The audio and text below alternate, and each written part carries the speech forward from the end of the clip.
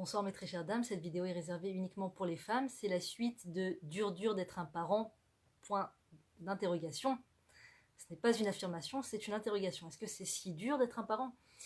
Et donc, ce que j'essayais d'expliquer dans la vidéo précédente, c'est que des fois, on nous montre une image, c'est-à-dire que si on se connecte à la liberté d'expression de tout le monde goy qui nous entoure, de tous ces réseaux sociaux, de toutes ces stratégies d'éducation, si on se laisse aller vers cette écoute, à lire tout ce qui nous passe sous la main concernant l'éducation, ou les enfants de manière générale, vont peut-être nous donner une image, une perception des enfants qui est difficile.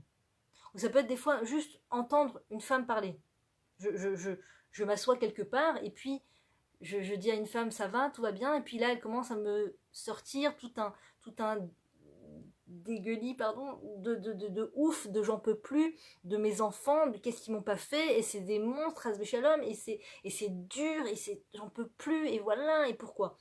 Et quand tu essaies de dire oui, moi aussi j'ai la même chose chez moi aussi, il y a des colères, il y a des crises, il y a des ça, encore que, il y a certaines choses qui réduisent, Dieu merci, certaines choses à faire chez la maman.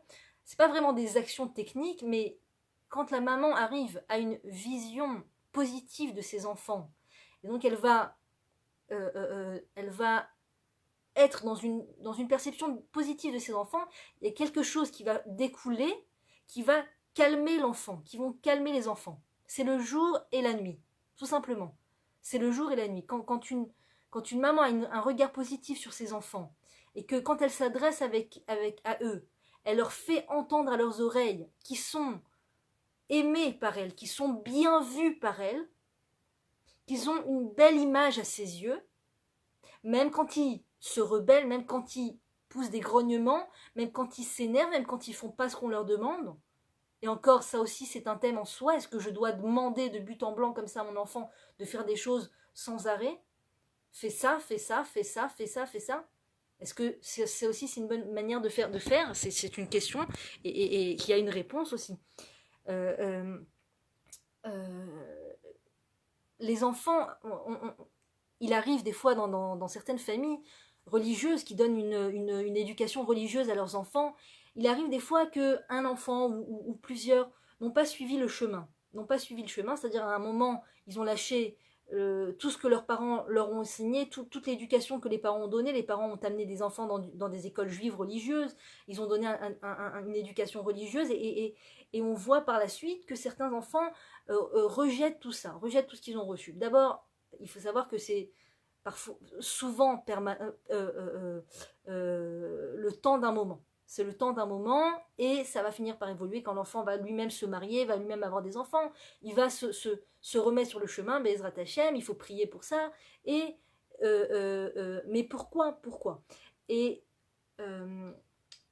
plusieurs rabbinim, plusieurs histoires viennent mettre la lumière sur peut-être la raison pour laquelle ces enfants sont sortis du chemin. Par exemple, il y a un rabbi, je crois, qui raconte qu'il avait donc 10 enfants, 9 enfants Talmidei Chachamim, mais un qui est sorti, 9 enfants érudits en Torah, et un enfant qui est sorti complètement du chemin. Il dit, c'est parce que je n'ai pas chanté suffisamment de chants de Shabbat à la table de Shabbat. Donc il a ressenti que c'était ça. Et la chose que nous enseigne la Rabbani Dinarap au travers de la vision du Rav Kook, c'est que le fait de donner des ordres à son enfant, des ordres secs, de façon sèche, des ordres en permanence, tous les jours des ordres, est la raison qui va faire sortir un enfant du chemin de la Torah, du chemin que ses parents lui ont enseigné, du bon chemin. Le fait de dire à mon enfant en permanence, de ne pas lui laisser le choix et de lui dire de faire les choses sur ce ton en lui disant range tes chaussures, ferme le frigidaire, prends ton cahier, ferme tes devoirs. Le commissariat, on te dit quoi faire, tu n'as pas le choix, tu dois répondre à nos ordres. Ça, c'est ce qui va faire sortir l'enfant du chemin que ses parents lui ont donné. faire sortir l'enfant du chemin que ses parents lui ont donné, de bon chemin. Il ne peut pas découvrir en lui sa volonté personnelle à faire des choses parce que chaque fois qu'il fait quelque chose, c'est parce qu'on l'oblige à le faire et sur un ton qui ne lui laisse même pas le choix. On doit, en tant que parent, prendre le temps de lui demander les choses dans un questionnement. Quand je veux lui dire « fais quelque chose », mon chéri, tu veux ranger tes chaussures? Encore qu'il y a même des choses qui n'ont même pas besoin d'être demandées. Qui n'ont même pas besoin d'être demandées. Mais s'il y a des choses importantes, mon chéri, tu veux faire tes devoirs? Mon chéri, bon, il y a des choses, non, il y a des choses qui sont ce qui s'appelle des néoulim, c'est-à-dire des cadenas. Il y a des choses qui sont avec des cadenas. Cadenas, ça veut dire qui sont fermés. On ne peut pas poser la chose de façon, on ne peut pas dire la chose de façon interrogative parce que il y a des choses que c'est comme ça. Que c'est comme ça. Par exemple, pour un petit enfant, il doit prendre le bain. Il a beau se débattre, je vais lui donner le bain. C'est pas, je ne dois pas lui poser la question, mon chéri, est-ce que tu veux prendre le bain? Il a 3 ans, il a 4 ans, je dois le laver. 10 ans, 12 ans, c'est autre chose. Mon chéri, tu veux prendre ton bain, tu veux prendre ta douche. Mais un enfant, encore que, chaque famille avec ses néoulim, par exemple, avec ses cadenas. Par exemple, ça c'est un cadenas que tout un chacun doit mettre à son enfant, le fait de traverser la rue. Je ne dois pas dire à mon enfant, tu veux bien ne pas traverser la rue? Ça ne te dérange pas de ne pas traverser la rue? Non. Tu ne traverses pas la rue. C'est dangereux. Tu ne traverses pas la rue, bien sûr. Il y a des choses comme ça. Tu ne touches pas un smartphone. Tu ne prends pas un smartphone entre tes mains. Tu ne touches pas au smartphone de ton petit copain. C'est comme ça. C'est pas bon pour toi. C'est comme ça. Il faut manger. C'est le moment de manger. C'est le moment de manger. Il faut manger. Je ne suis pas obligée de le dire verbalement, mais je ne dois pas laisser le choix à l'enfant de manger ou pas. Il faut bien qu'il se nourrisse. Donc au pire, je vais lui donner à manger moi-même, mais il doit manger. Il y a des choses qui sont des cadenas. Tu vas à l'école. Pas, mon chéri, tu veux aller à l'école? Tu vas à l'école. C'est comme ça. Mais il y a des choses où on doit laisser la possibilité à l'enfant de choisir s'il veut le faire ou pas. Et on doit être apte à accepter le non de l'enfant. Le fait que l'enfant, pour l'instant, ne veut pas. Ne peut pas, ne veut pas. Mon chéri, tu veux m'amener une couche pour aider pour changer la couche de ton petit frère, s'il te plaît, mon amour? Tu veux bien, ça te dérange pas, mon chéri, de m'apporter la couche? J'en ai besoin pour le petit, je peux pas me lever tout de suite. Merci, mon amour, merci. Tu veux bien, mon chéri, m'apporter les lingettes? Mais il y a un autre vocabulaire, une autre façon de parler qui met une pression d'enfer à nos enfants. Et ça veut dire, dès qu'ils vont pouvoir fuir ça, dès qu'ils vont pouvoir s'échapper de ça, ils vont le faire. Ils vont le faire. Ils vont fuir. Dans le bon cas.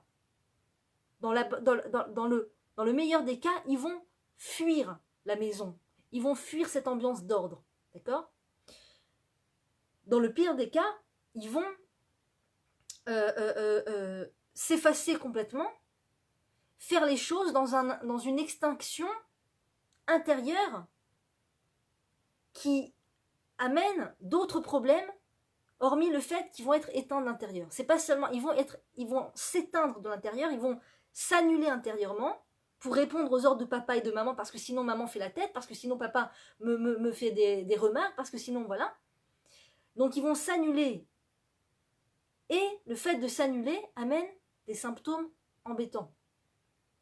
Ça amène le fait que l'enfant en arrive à s'ennuyer puisqu'il n'est plus lui-même. Parce que à chaque instant, il craint l'ordre de papa, l'ordre de maman qui va le perturber de son monde intérieur d'enfant, de son monde intérieur de pouvoir jouer quand il revient de l'école, de pouvoir dessiner quand il revient de l'école, de pouvoir, excusez-moi, on nous dit aussi, on nous apprend que le jeu, c'est la avodat Hashem des enfants. Le jeu, le dessin, c'est inclus dans les jeux. L'amusement, c'est la avodat Hashem des enfants. L'amusement, c'est le service divin des enfants. Comment un enfant sert le Créateur dans ce monde? En jouant, en dessinant. Le truc, c'est que quand ils vont à l'école, Ils n'ont pas vraiment le loisir. Ils ont beaucoup moins le loisir que ce qu'on imagine de pouvoir faire ce que bon leur semble. Moi, j'ai été témoin un petit peu la maternelle de ma fille. J'ai été la chercher et elle m'a vraiment, vraiment supplié de rester avec elle dans la maternelle. Je sais que ça faisait pas forcément plaisir aux gardiennes d'enfants, mais je suis quand même restée, je me suis un peu imposée. Donc j'étais un peu euh, témoin de certaines choses. Les enfants sont en train de dessiner et la gardienne d'enfants va venir les arrêter en leur disant pousse-toi, je dois mettre la table à leur place avec un peu de force comme ça, pousse-toi, attends, range ça à sa place, faites ce que je vous dis, écoutez. Donc ils n'ont pas vraiment le loisir de dessiner comme ils le voudraient ou de jouer. Nous on croit qu'ils sont à la maternelle, ils peuvent jouer, ils peuvent dessiner et quand ils rentrent à la maison, ça y est, il faut qu'ils nous aident. Mais en vérité c'est pas vrai. Sachez que dans les écoles, dans les maternelles, ils sont sans arrêt, pour la plupart, sauf si c'est une technique spéciale où il faut pas ça, mais sans arrêt, à faire ce qu'on leur dit de faire. Même si c'est des choses qui a priori paraissent agréables, amusantes, la récréation, va à la récréation. Joue avec ce copain, ne joue pas avec ce copain, fais moins de bruit, appelle le professeur, va amener ça, amène ça à ton petit copain, reste en classe parce que tu n'as pas fini ton contrôle.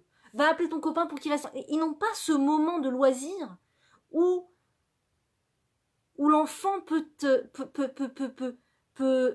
découvrir son monde intérieur, son monde riche intérieur. Si on ne laisse pas l'enfant, à la période de l'enfance, découvrir son monde intérieur par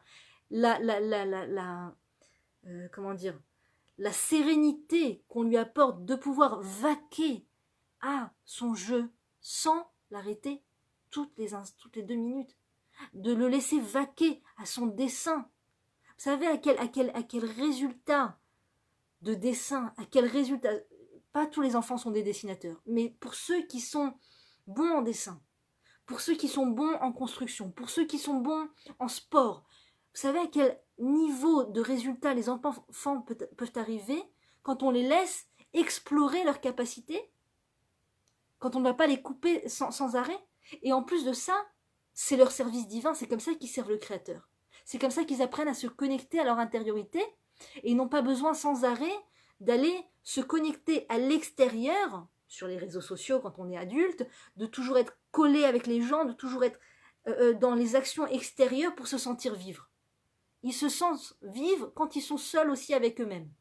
Ils ne sont pas inquiets d'être seuls avec eux-mêmes. Ils n'ont pas peur de la solitude, ils n'ont pas peur de se retrouver seuls un instant. Ils n'ont pas peur du silence parce qu'ils savent que leur intériorité est riche. Ils savent que leur monde intérieur est riche. Ils savent que le Créateur est en permanence avec eux, donc ils ne sont jamais seuls. Et ça, ils vont le développer, cette connaissance de leur monde intérieur riche, ils vont le développer chaque fois qu'on voudra bien leur laisser vaquer à leur jeu. Respecter leur terrain de jeu, leur terrain d'amusement, leur terrain de dessin. Ah mais là j'ai l'impression qu'il fait rien, ça m'énerve, j'ai l'impression qu'il s'ennuie, je veux pas le laisser s'ennuyer, s'il s'ennuie, après il va faire des bêtises, après... Je dis pas, un enfant qui est laissé à lui-même, sans garde d'adulte, sans un adulte qui est là pour être présent, pour montrer qu'il est là, oui, c'est dangereux, c'est problématique, faut pas laisser les enfants sans arrêt seuls dans leur chambre, fermée, la porte à clé, avec des smartphones, internet, c'est même pas la peine, ça rentre pas. Tout ce que je vous dis maintenant sur l'éducation, c'est presque infaisable s'il y a le smartphone qui rentre en jeu, s'il y a internet qui rentre en jeu. Ça ne doit pas rentrer sur le terrain du monde de mon enfant. Les jeux vidéo, internet, tout ça, c'est le contraire total de se connecter à soi, de se connecter à son intériorité, à ses capacités, à son monde intérieur, de servir le Créateur. C'est uniquement de l'addiction. Ça n'est que de l'addiction. Le smartphone pour les enfants et pour les adultes et pour n'importe qui, ça n'est que de l'addiction. À part quand un adulte utilise pour étudier la Torah et qui va se mettre des grosses limites et qui va se mettre un filtre internet, etc. Et qui va vraiment faire les choses comme il faut, et encore. On peut étudier la Torah sans internet, voilà. Mais quand tu laisses internet entre les mains des enfants ou des jeux des jeux, même les consoles et toutes ces choses-là, ça n'est que de l'addiction. Il n'y a rien de positif, pas 1% de positif qui sort de ça. Il n'y a que du négatif. Que du négatif. Il n'y a pas de positif qui sort de ça. Ne jamais se laisser convaincre que je gagne quelque chose dans l'histoire. Je perds tout. Je perds à tous les niveaux. Je perds à tous les niveaux. Si j'ai cru que j'allais pouvoir même étudier la Torah sur le compte du fait que mes enfants vont être avec Internet entre les mains, je me trompe.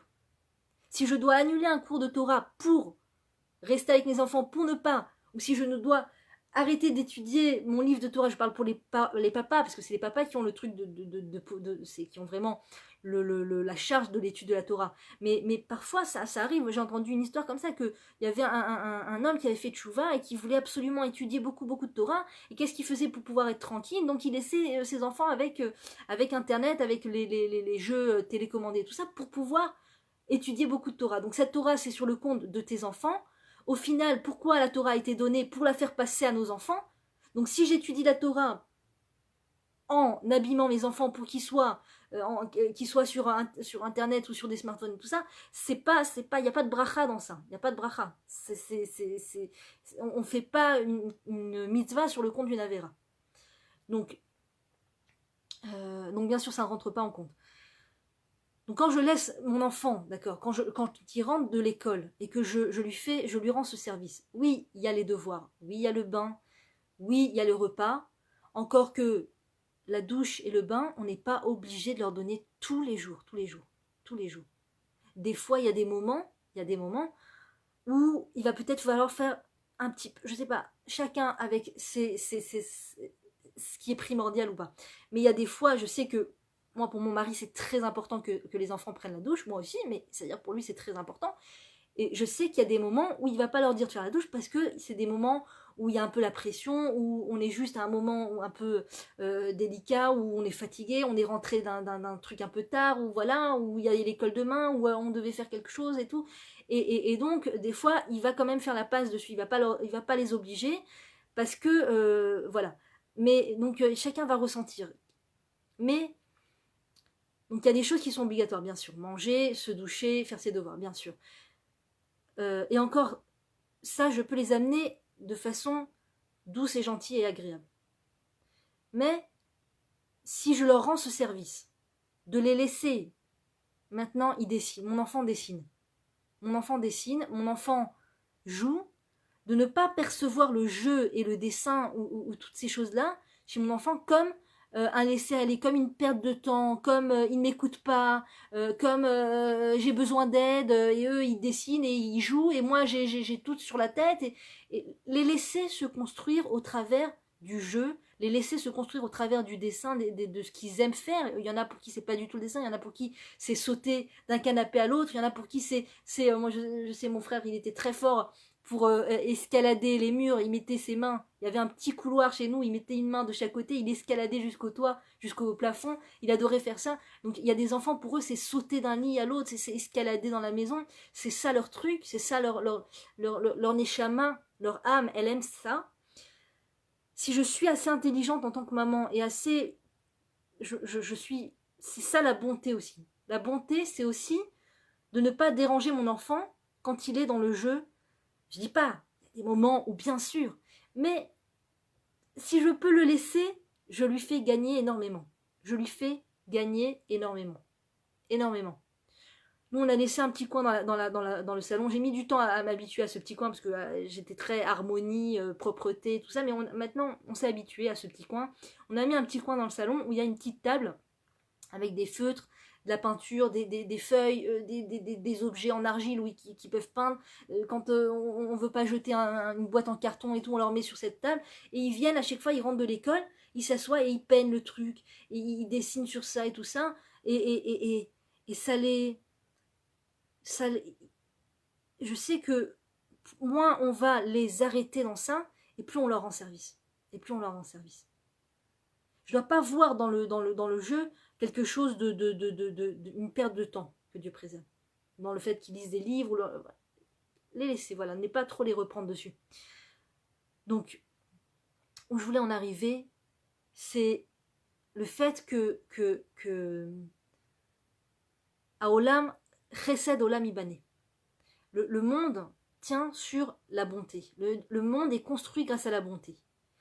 La bonté que je fais, c'est ça que je suis venue dans ce monde, faire de la bonté. Faire de la bonté. Donc la femme, elle n'a pas l'obligation d'étudier la Torah, bien que c'est bien qu'elle étudie la Torah. Elle n'a pas du tout l'obligation d'aller à la synagogue et de prier avec 10 hommes, avec un minyan. Elle n'a pas l'obligation de faire certaines mitzvot. Elle n'a pas l'obligation de sortir travailler du matin au soir. Dans la Ketouba, c'est écrit que c'est l'homme qui doit travailler. Non, logiquement, elle n'a pas l'obligation d'aller dans la yeshiva étudier la Torah. Alors, par quoi elle se construit? Comment elle va se construire dans le chesed, dans la bonté? L'homme, lui, il se construit au travers de l'étude de la Torah, il se construit au travers du fait qu'il va travailler pour sa famille, il se construit au travers du fait qu'il va aller prier avec 10 hommes dans une synagogue, il se construit au travers du fait qu'il va aller à un cours de Torah. C'est comme ça qu'il va construire sa bonté. Et après, il va peut-être faire de la bonté à l'extérieur. Peut-être qu'il va, je sais pas moi, créer une association pour faire de la bonté, pour enseigner la Torah, pour aider des gens à sa manière. Comment la femme, elle, grandit dans la bonté? C'est dans la maison avec ses enfants. C'est comme ça qu'elle grandit dans la bonté. C'est comme ça qu'elle remplit exactement le rôle qu'elle est venue remplir sur terre. C'est comme ça qu'elle devient exactement ce que Akadosh Baruch Hu attend d'elle qu'elle devient. C'est pas en réalisant ses rêves, d'accord, à l'extérieur, en réalisant ses rêves d'artiste ou de je sais pas quoi, ou de carrière, ou de réaliser des choses à l'extérieur de la maison, qu'elle se bonifie dans la bonté. Le but suprême pour lequel elle est venue sur terre, c'est de se bonifier dans la bonté, et ça, elle ne le réalise que lorsqu'elle est sous son toit avec ses enfants.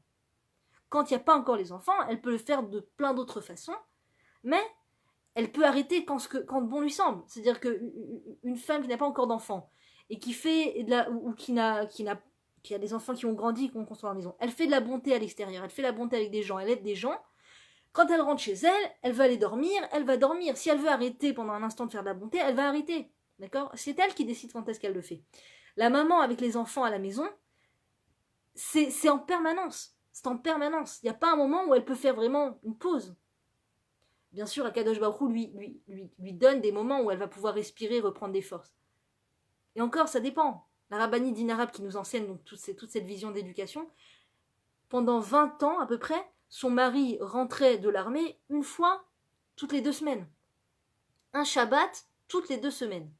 Donc pendant 2 semaines, elle était seule chez elle, avec 7 à 8 enfants à peu près, en bas âge, à devoir s'occuper de tous. Les faire dormir, les doucher, leur faire à manger, les amener à l'école, les garder, les allaiter, se réveiller la nuit. Et elle nous raconte qu'il y a eu des moments qui ont été difficiles. Il y a eu une fois où son enfant ne l'avait pas laissé dormir de toute la nuit. Toute la nuit, elle n'avait pas dormi toute la nuit. Et elle s'est retrouvée le matin à pleurer et à dire mais j'ai pas dormi de la nuit, qu'est-ce que je vais faire? Cet enfant ne me laisse pas de repos. Elle a dit jusqu'au jour où je me suis pris je me suis bougée et je me suis dit mais quand est-ce que tu vas réaliser que cet enfant a des forces de vie? Le fait qu'il ne te laisse pas dormir, c'est parce qu'il a des forces de vie. Il a des forces intérieures de vie. C'est une chose positive. C'est une chose positive. Pour l'instant, il se lève la nuit et il ne veut pas laisser dormir sa maman. Mais après, il va se lever la nuit pour aller protéger le peuple juif à l'armée, ou il va aller protéger le peuple juif en allant étudier la Torah. Il ne va pas dormir de la nuit pour étudier la Torah, pour protéger le peuple juif. Donc c'est des forces de vie qui, quand ils sont enfants, sont encore à l'état brut. Et nous, en tant que maman, on doit donner du crédit à ces forces de vie. On doit voir dans ces choses qu'ils font, qui ne sont pas forcément confortables pour nous à ce moment-là, on doit voir la chose positive et constructive qui va éclairer le monde qu'il y a dans cette chose-là, à ce moment-là, de mon enfant. Si mon enfant fait du désordre dans toute la maison, il sort tout, il fait du désordre, qu'est-ce qu'il y a qu'est-ce qu'il y a de bien dans ça? Je viens de ranger la maison, il sort toutes les serviettes, il sort tout le linge, il défait tout. Qu'est-ce qu'il y a de bien dans ça? Ce sont des forces de vie. Ce sont des grandes forces de vie. Ce que je vous expliquais dans la première vidéo, c'est que tout ce temps de la galoute, tout ce temps de l'exil, où nos parents, nos grands-parents et nos ancêtres sont passés par une certaine éducation, une certaine vision de l'enfance et de l'éducation. Des fois, c'était même pas conscient pour éduquer, mais c'est ce qu'ils ont vécu et épongé dans leur maison et dans leur famille. C'était éteindre leur force. Ne pas tolérer le bruit que font les enfants. Ne pas tolérer que les enfants maintenant veulent sauter et veulent... vous savez, souvent, il y a ces parents ou ces grands-parents ou même ces adultes qui rencontrent des enfants sur le chemin qui éteignent la flamme sans arrêt. Qui vont toujours éteindre la flamme de l'enfant. C'est-à-dire que si l'enfant font du bruit, chut, tais-toi. Si l'enfant grimpe sur les meubles, descends. Je ne dis pas, si c'est dangereux, bien sûr qu'il faut prendre l'enfant et l'arrêter tout de suite. Mais je parle dans un cas où il n'y a pas de danger maintenant, pas de danger physique. Descends, remets à sa place, range à sa place. Ce truc d'éteindre l'enfant, de casser l'enfant. Ça, c'est l'exil. C'est la vision exilique de l'éducation, de la vision exilique de ce qu'est un enfant, de ce qu'est l'enfance. C'est dérangeant, c'est gênant. C'est gênant. Le bruit me dérange. Je veux mon petit confort, je veux mon silence, je veux mon ordre, je veux... Tout ça, ce sont des ta'avot. Ta'avot, ce sont des caprices. Je veux mon silence. Le silence, c'est un caprice comme un autre. Je veux ma propreté dans la maison. Je veux absolument que mes yeux se posent uniquement sur des choses propres dans la maison et nettoyées et harmonieuses. Et si c'est pas propre, et si c'est pas rangé, qu'est-ce que tu fais? Tu exploses, tu cries, tu t'énerves sur les autres. Non, tu te retiens. J'aimerais bien, on aimerait tous que la maison soit propre. Qui n'aimerait pas que la maison soit propre? Mais il y a des moments dans la vie où il faut aborder le désordre avec un autre regard. Il faut aborder le désordre avec, faire rimer désordre avec vie. Il y a de la vie dans cette maison. Comme la rabbinite Dina Raab nous raconte cet exemple, qu'un jour elle était dans la maison avec ses enfants, donc son mari qui n'était pas là. Il y avait un désordre pas possible, il y avait de la vaisselle dans le... Encore une fois, c'est pas un idéal d'avoir une maison sale. Si on peut ranger, on range. Mais il y a des moments où si le rangement doit m'amener à de la colère avec les enfants, à les brusquer, ou à m'énerver, ou à faire la tête, ou à les mettre dans un état de désagréable, il faut remettre les choses dans leurs proportions. Donc il y avait de la vaisselle de partout, il y avait des piles de linge et des piles de jouets de partout. Et elle reçoit chez elle à ce moment-là une ancienne amie de sa classe qui est toujours célibataire, qui n'a pas encore réussi, qui ne s'est pas encore mariée, qui n'a pas encore d'enfants. Et elle avait vraiment un certain âge, elle avait à peu près la quarantaine. Et elle la reçoit chez elle. Et elle commence à s'excuser, elle lui dit « Je suis désolée, pardon pour le désordre, c'est vraiment très sale, je m'excuse, il y a beaucoup de jouets, il y a beaucoup de... » Son ami lui dit « Alvaï alay kaze balagan ». J'aurais tellement espéré avoir ce désordre chez moi. Je prie pour avoir ce désordre chez moi. Si seulement je pouvais avoir ce désordre chez moi. Profite de ce désordre, ne t'excuse pas de ce désordre. Il y a de la vie, il y a des enfants. Kadesh Baruch Hu, il t'a fait un cadeau, il t'a emmené des âmes dans cette... Comme par hasard, quand on a des enfants, c'est pile le moment où on devient super à cheval sur l'ordre et sur le rangement. Quand dans l'adolescence, dans la jeunesse, on était un peu laissé aller, on laissait ses enfants, ses habits traîner, nos parents qui nous disaient allez range ta chambre, on se laissait aller. Et quand on se marie, et il y a les enfants, tout d'un coup, l'ordre, je veux que ça soit rangé, je veux que ça soit propre. Propre, comme chez ma copine, comme dans le catalogue, j'ai eu le catalogue, les armoires, les trucs pliés au carré comme ça, tout nettoyé, tout rangé, tout propre. Je dis pas, quand les enfants ils ont quitté le nid, quand ils sont grands, ils construisent leur maison, c'est merveilleux de faire de l'ordre chez soi, c'est sain, c'est sanitaire, c'est bien, c'est bien pour son mari, c'est du chesed. On peut faire du chesed avec son mari en rangeant sa maison, bien sûr. Mais il y a un moment dans la vie, et chaque femme se reconnaîtra si elle est dans cette période ou pas, où t'as beau ranger, t'as beau chercher à faire de l'ordre, il y a toujours des petites mains derrière qui vont faire du désordre. Moi, j'ai vraiment je me souviens quand est-ce que j'ai pris vraiment conscience de ça. Je me souviens quand il y avait une période comme ça où j'avais pas encore conscience de l'importance de ma présence avec les enfants, et je laissais les enfants pas mal à la maternelle, des heures durant, et j'étais chez moi en train de ranger et de nettoyer et de faire de l'ordre sans arrêt, c'était tous les jours presque Pessar. Et je me souviens, j'avais passé une journée, j'avais dit aujourd'hui, journée carreau, journée fenêtre. J'avais passé ma journée à faire les fenêtres, à nettoyer les carreaux, à faire de la vapeur pour nettoyer les trucs et enlever toutes les petites... J'avais gratté de partout et tout, je me rappelle. Et je vais me chercher mes enfants à la dernière seconde, à la dernière minute, ils arrivent à la maison, ils étaient fatigués, ils étaient exténués, ils criaient, ils pleuraient. C'est là où je vous dis vraiment, un enfant qui passe de longues heures à la maternelle, de longues heures loin de la maison, quand il est enfant, quand il est petit, il est beaucoup plus nerveux que quand on va le chercher plus tôt. C'est un autre monde, c'est un autre monde. Donc c'était à la période où j'allais les chercher tard, ils étaient très nerveux. Et je me souviens, ils sont arrivés, et un de mes enfants, j'ai pas appris de la crème, à jouer avec de la crème. Moi j'étais exténuée sur le fauteuil après cette journée de nettoyage des carreaux, et je l'entendais balbutier, babada, bababa, babada, faire des trucs, des clafoutis, et je reviens. Et il y avait de la crème de partout sur les carreaux, sur les miroirs que j'avais nettoyés. J'avais passé la journée à laisser mes enfants à la maternelle, à faire les carreaux. Mon enfant revient et il y avait de la crème de partout, de partout, de partout. Baruch Hashem, qu'Hachem avait fait lire le livre de le jardin de la foi du Rav Harouche, qui m'a un bon vaccin de foi en le fait que Kol et Tova, tout est pour le bien, tout vient d'Hachem. Tout est précis, il n'y a pas quelque chose qui sort de la volonté du créateur, qui échappe au créateur, c'est la volonté précise du créateur. J'avoue qu'au moment où c'est arrivé, c'était très difficile de me rappeler les choses, mais ça m'a fait prendre, vraiment, ça a été quand même... mon enfant aurait pu mettre de la crème sur le sol, aurait pu mettre de la crème sur le frigidaire. Non, il a mis de la crème pile aux endroits où j'avais passé des heures à nettoyer.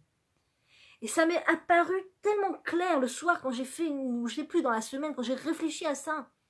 Quand après, dans la semaine, je me suis remise à nettoyer et ranger, je me suis dit, mais Livien, et puis j'avais entendu cet enseignement de la rabbinine arabe qui a dit, Akrai Kodem la domem, le vivant passe avant l'objet. L'objet, c'est l'état de la maison, c'est le rangement, c'est le nettoyage, et le vivant, c'est mon enfant.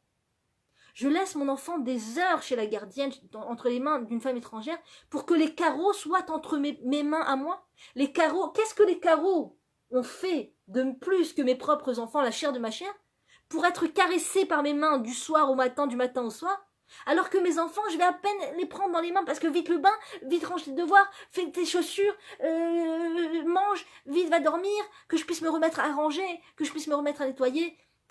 Pourquoi ? À très bientôt, mesdames, n'hésitez pas à partager.